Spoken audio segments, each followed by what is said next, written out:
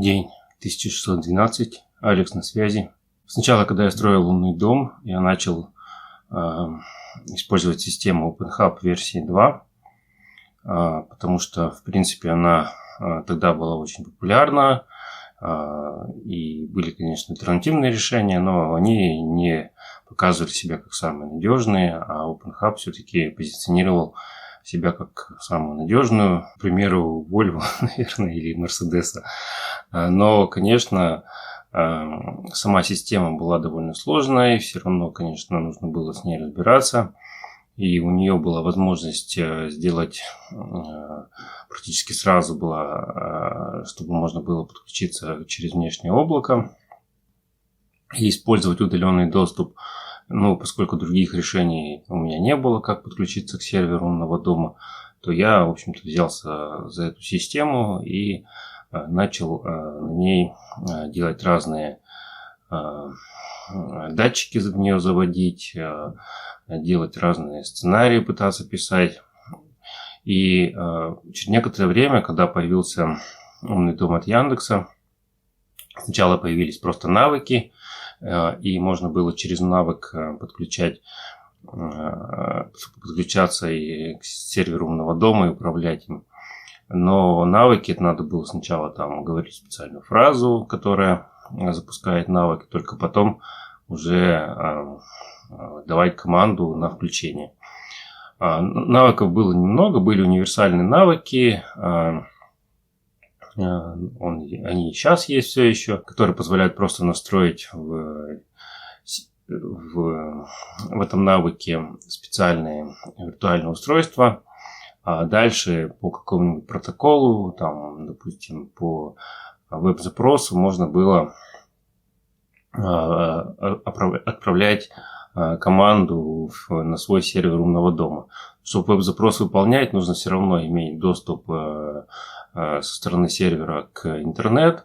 Этот адрес должен быть каким-то образом опубликован. Это может быть динамический DNS, и тогда там адрес будет выделяться автоматически.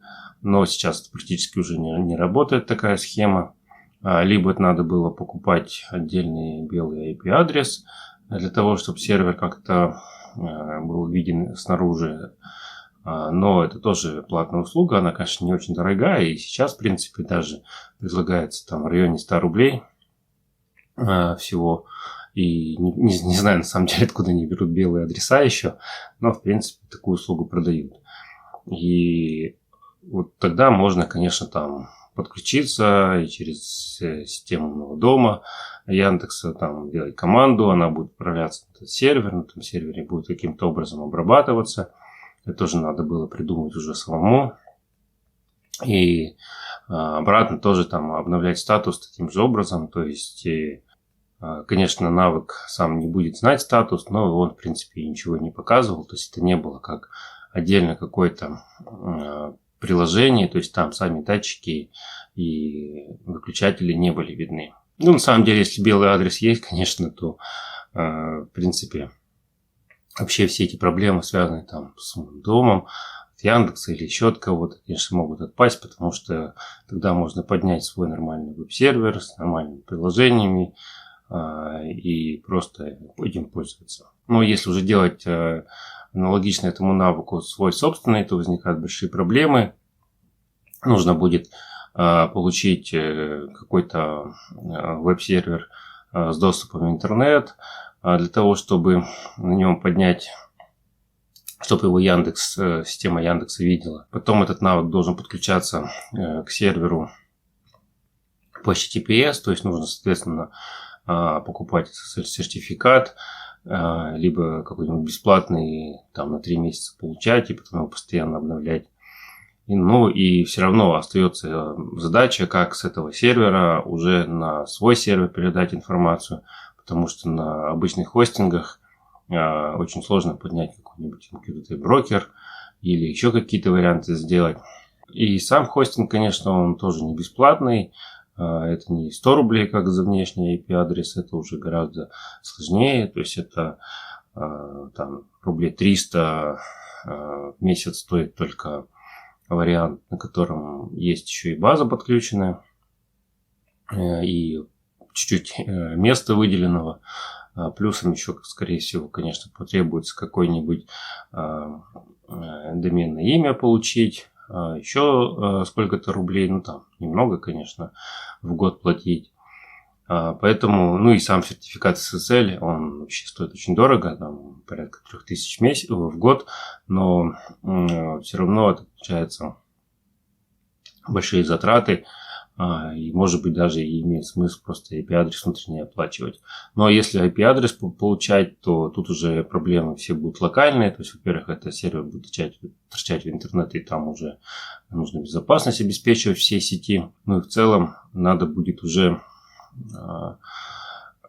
обеспечивать надежность этого решения. Там, если базу держать у себя на сервере, то это нужно соответствующий уже носитель. Там SD-карта, допустим, на Raspberry уже не подойдет. Да, и даже, в принципе, и не на Raspberry, а, например, и, допустим, внутренняя память какая-нибудь, как у OrangePay, используется. И даже ее может не хватить, потому что и размера может не хватить.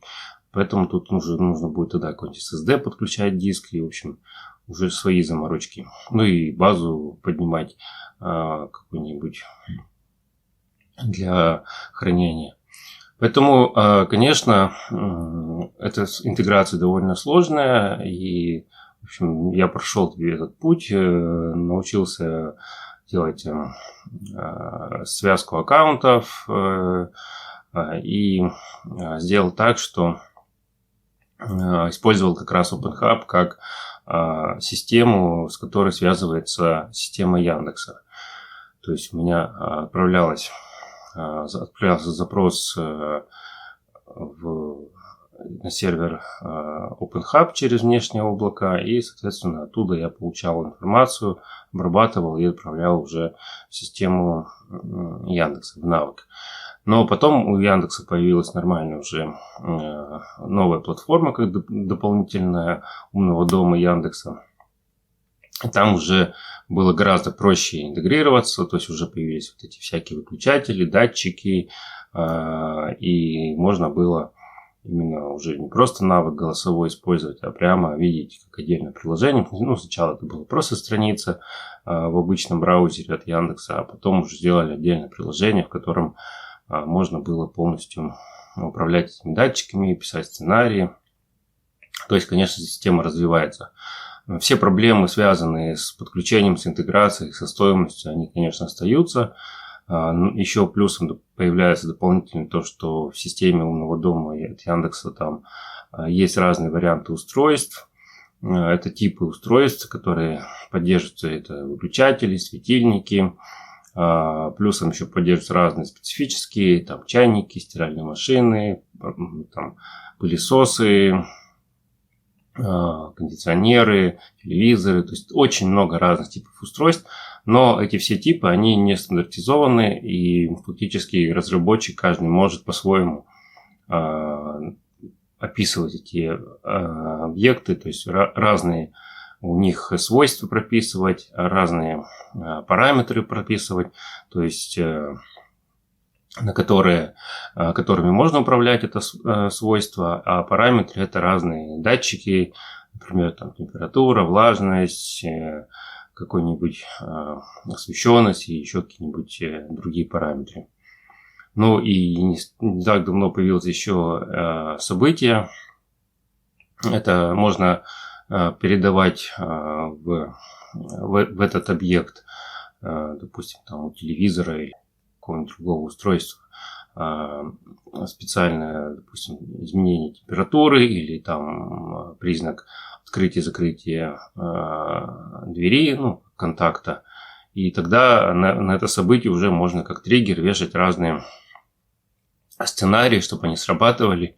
Это вот дополнительная функция.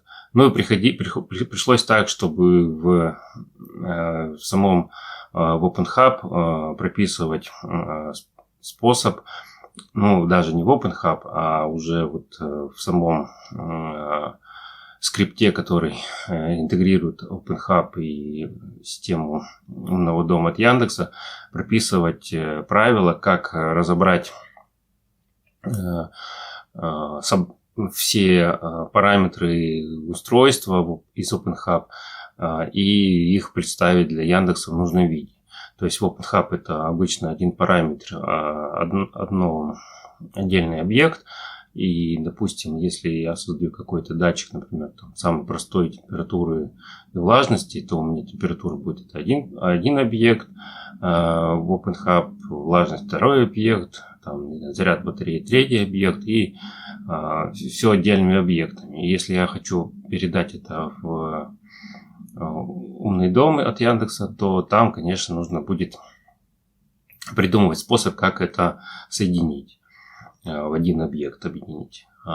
Изначально я делал по-разному, пробовал, поскольку у меня используется цифровая шестизначная система описания всех вот этих отдельных объектов, то, например, если я передаю параметр температуры, то я указываю в идентификаторе единицу в конце, и таким образом я понимаю, что это температура.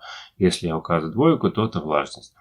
Потом я попробовал еще для некоторых других объектов сделать добавить суффикс в название идентификатора этого элемента уже в умном доме от Яндекса. Например, там нижнее подчеркивание там яркость, или нижнее подчеркивание громкость, или там нижнее подчеркивание температура.